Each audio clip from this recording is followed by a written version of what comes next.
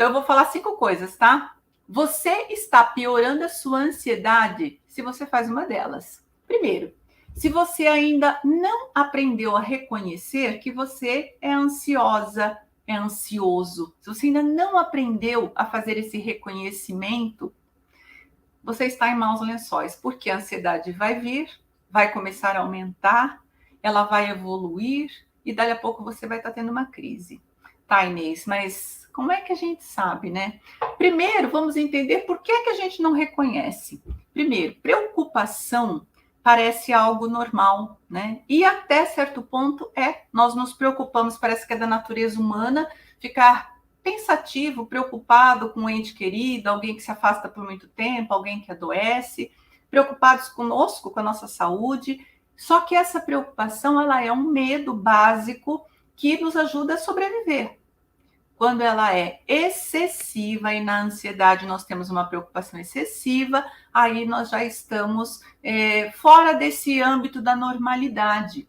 Só que muitos de nós, muitas pessoas que a gente conhece, já têm ansiedade desde criança, já cresceu num ambiente onde a preocupação era algo natural naquele ambiente. E crescendo no meio da preocupação, parece que é normal ser preocupado a vida toda. Então, nervosismo, preocupação, falta de paciência, já são sintomas de ansiedade, mas se você acha que isso é normal, você não reconhece que é ansiedade.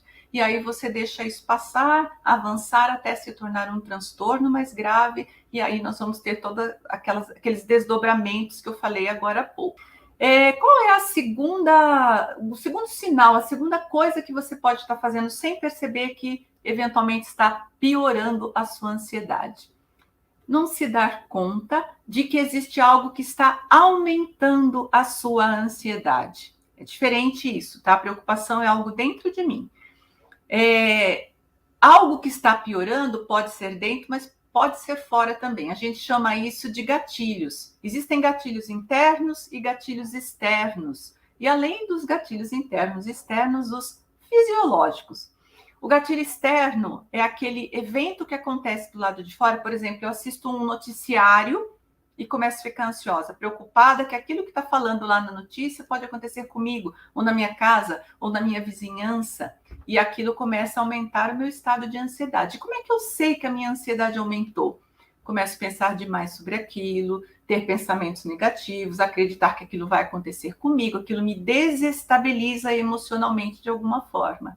Quando é um estado mais grave, eu não consigo dormir, eu fico muito agitada, a mente muito acelerada, tá? Esse é um gatilho externo. Existem gatilhos internos também, uma memória, um pensamento que a gente tem aquela sensação que brota dentro da cabeça, um pensamento negativo, o medo, são coisas internas que também podem aumentar a minha ansiedade. E os fisiológicos, a sede, por exemplo, é um gatilho fisiológico para a ansiedade. Por isso, nós estamos sempre falando na necessidade da hidratação. Quando eu não estou hidratado e meu corpo começa a sentir sede, eu ativo um mecanismo de autoproteção. Está faltando água, eu estou me desidratando. E isso pode aumentar a minha ansiedade, me deixar mais agitado. E se eu não estou consciente disso, não bebo água, não acho que é a falta de água. Qual é a terceira coisa que você pode estar fazendo, né? E que também piora a sua ansiedade? Não prestar atenção à sua respiração.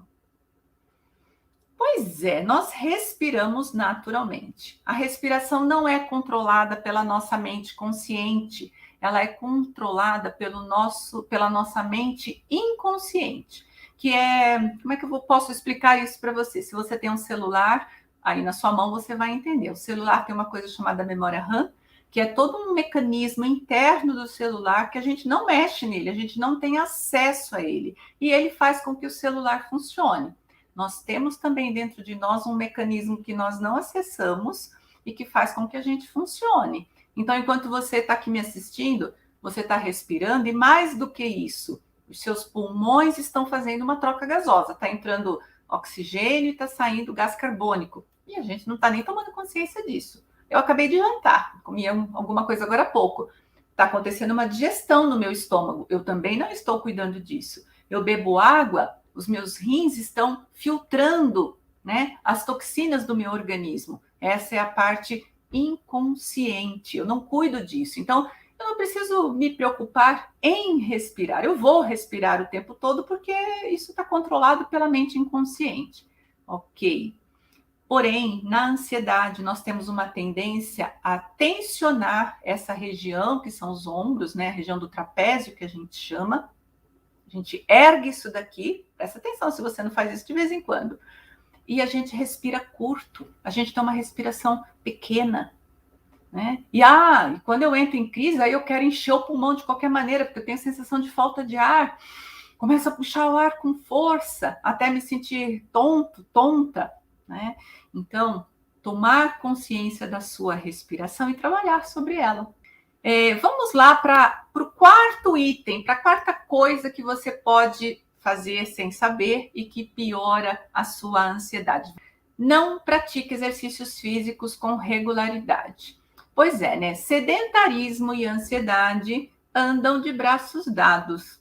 Nosso corpo é uma espécie de máquina, se nós pudéssemos classificar assim, que precisa de exercícios físicos. E a quinta coisa que eu vou citar hoje, né? Você alimenta a ideia de que você pode controlar tudo. Na ansiedade, nós temos uma tendência a querer controlar tudo, porque a ansiedade é medo.